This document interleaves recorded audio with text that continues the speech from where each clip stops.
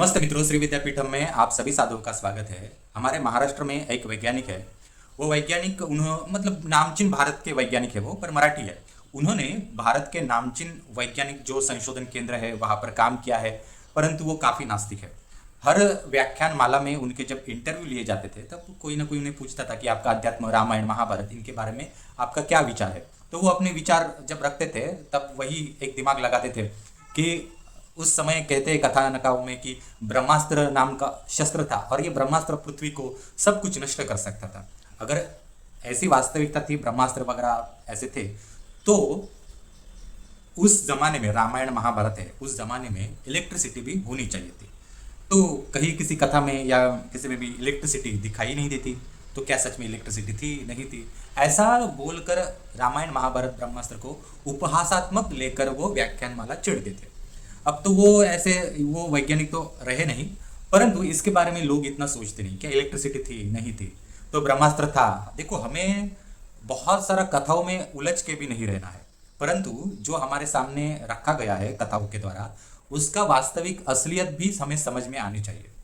अब देखिए, उस जमाने में अगर इलेक्ट्रिसिटी होती, आप में भी कभी विचार आता है ना कि अगर ब्रह्मास्त्र इतना था कि जो पृथ्वी नष्ट करता है, एक बहुत बड़ा समूह नष्ट करता है, तो इलेक्ट्रिसिटी भी होनी चाहिए। परंतु इलेक्ट्रिसिटी के कोई भी हमें कथाओं में या कहीं पर भी कुछ ये नहीं मिलता। मतलब हम कह सकते हैं कि जो आंखों देखा एक ये कहते हैं कि वो नहीं मिलता। तो ये क्यों नहीं मिलता? तो आप कल्पना कर लीजिए, रामायण और महाभारत में अगर इलेक्ट्रिसिटी होती है, पहले ही वो जो ज़माना था वो ऐसा ज़माना था कि हर कोई अपना राज्य विस्तार बढ़ाने के लिए आक्रमण करता था हर राज्य के ऊपर। इस आक्रमण और युद्ध में गांव नष्ट होते थे, कस्बे नष्ट होते थे, तथा महिला, छोटे बच्चे ये सफ़र होते थे इन सारे विषयों से। तो अगर इलेक्ट्रिसिटी होती तो आप कल्पना कर लीजिए, हर कोई राज्य जो होता तो वो अपने बहुत बड़े बड़े जनरेटर के साथ हज़ारों किलोवाट्स के जो प्रकाश जो ये होते हैं, लाइट्स होती है, वो हैलोजन लेकर घूमता। फिर उस प्रकाश में चौबीसों घंटे युद्ध हो जाते हैं, और इस चौबीसों घंटे के युद्ध में पूरी की पूरी आबादी वैसे भी नष्ट हो जाती, कोई बचता ही नहीं। तो कल्पना कर लीजिए कि उस समय इलेक्ट्रिसिटी क्यों नहीं थी। अब आज के ज़माने आप बोलेंगे कि ब्रह्मास्त्र तो था, तो देखो किसी भी युग में ना, कोई भी युग जो होता है पूर्ण रूप से वहाँ पर कोई भी सुविधा नहीं दी जाती। अगर उस ज़माने में आयु उस ज़माने में उस उन वो जो लोग थे, रामायण महाभारत, वो जो पौराणिक काल था, उस कालावधि में लोगों की आयु अच्छी थी, बीमारियां कम थी, पौष्टिक अन्न था, केमिकल्स का उपयोग नहीं था, अस्त्र शस्त्र शक्तियाँ बहुत अच्छी थी, समझदारी अच्छी थी। दूसरा, उसी को अगर आप आज के ज़माने में आप देखेंगे तो आज हमारा ये जो युग चल रहा है, कलयुग या आधुनिक युग इसे हम कहते हैं, तो इस आधुनिक युग में सिविल इंजीनियरिंग बहुत आगे बढ़ चुकी है। इतनी आगे बढ़ चुकी है कि आप उसकी कल्पना नहीं कर सकते। मेडिकल इंजीनियरिंग इतनी आगे बढ़ चुकी है, ये तो आप भी जानते हैं कितनी मेडिकल इंजीनियरिंग आगे बढ़ चुकी है। मतलब मेडिकल जो लाइन है वो बहुत आगे बढ़ चुकी है। परंतु दोनों में आपको मैं आज मेडिकल लाइन और सिविल इंजीनियरिंग, इसमें आज के ज़माने में एक अंतर बताता हूँ। 100 साल पहले जब ब्रिटिशों का काल था, या ब्रिटिशों से पहले का जो 17वीं सदी या 18वीं सदी ये जो था, उस समय इतनी मेडिकल प्रोफेशनल, इतना टेक्नोलॉजी उस समय थी नहीं। इसके कारण क्या है, महिलाएं जो थी ये उनकी सीजरिंग नहीं होती थी, नॉर्मल डिलीवरी के चक्कर में वो मरती थी, मृत्यु होता था उन लोगों का। और बहुत सारे संशोधन नहीं हुआ था, कोई इंजेक्शन का आविष्कार नहीं होता, कोई टैबलेट का आविष्कार नहीं हुआ था, जिसके कारण बहुत लोग मरते थे। एक्सरे जैसी कोई मशीन ही नहीं थी, एमआरआई किसी को नहीं पता था। इवन सुई देते हैं, इंजेक्शन का जो सुई देते हैं वो भी क्या होता है वो भी इतना किसी को पता नहीं था। परंतु आज क्या है, आज जो है मेडिकल लाइन बहुत टेक्नोलॉजी अपडेटेड हो चुकी है, आपके हड्डी नसों में क्या है सब पता चल जाता है। अब उससे उल्टा और हम करते हैं, सिविल इंजीनियरिंग की तरफ हम जाते हैं। तो 17वीं 18वीं सदी में जो पुराने पुराने जो राजवाड़े थे, महल थे, जो पत्थरों से, चूने से बनाए हैं, हमारे महाराष्ट्र में शिवाजी महाराज, छत्रपति शिवाजी महाराज जो है, इन्होंने पुराने पुराने गढ़ बनाए हैं। तो वो गढ़ जो है ये आज की सिविल इंजीनियरिंग बना सकती है? नहीं बना सकती। जो 400 500 600 सालों से ये जो गढ़ बनाए हैं, राजस्थान में भी है, यूपी में है, गुजरात में है, इतनी पुरानी हवेलियाँ, इतने पुराने गढ़, इतने पुराने राजमहल जो है वो 500 600 साल होने के बाद भी आज भी जैसे के वैसे बहुत अच्छे से है। कुछ ऐसे गढ़ है जिनको मेंटेनेंस ही ठीक से आता ही नहीं है, मतलब उनको इतने साल होने के बाद। अब आज की जो सिविल इंजीनियरिंग आगे बढ़ी है, क्या ये सिविल इंजीनियरिंग यहाँ पर 50 या 70 साल कोई एक पुल, कोई एक रोड अच्छे से टिक सके, इतनी भी सिविल इंजीनियरिंग की टेक्नोलॉजी आई ही नहीं है। आप कल्पना कर लीजिए, ब्रिटिशों के इतने सारे, उन्होंने ब्रिटिशों के उस ज़माने के जो इंजीनियर थे उनको हम कह सकते हैं ब्रिटिश टाइप के इंजीनियर, वो उस समय इतनी भी टेक्नोलॉजी नहीं थी। पर आज भी आपको 100 सवा 100 साल पहले ब्रिटिशों के आपको पुल मिलते हैं, जो पत्थरों के पुल थे, वो जैसे के वैसे मिलते हैं।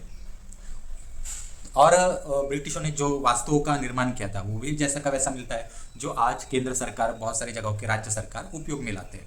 परंतु आज जो इतनी सिविल इंजीनियरिंग इतनी आगे बढ़ चुकी है, 4 4 5 5 6 6 सालों तक लोग, बच्चे जो है वो एजुकेशन लेते हैं, बहुत अच्छे कॉलेज से पढ़ाई करते हैं, इतनी टेक्नोलॉजी और मशीनरी, केमिकल सिविल इंजीनियरिंग में आगे बढ़ चुके हैं।